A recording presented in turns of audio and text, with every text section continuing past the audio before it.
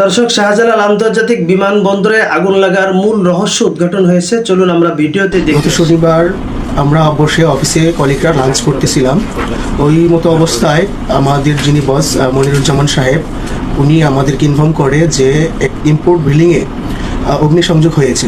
তো ওখানে আমরা, আমার কলিগ, আমি, ইভেন আদার্স এয়ারলাইন্সের কয়েকজন মিলে খুব দ্রুত ঘটনাস্থলে আসি।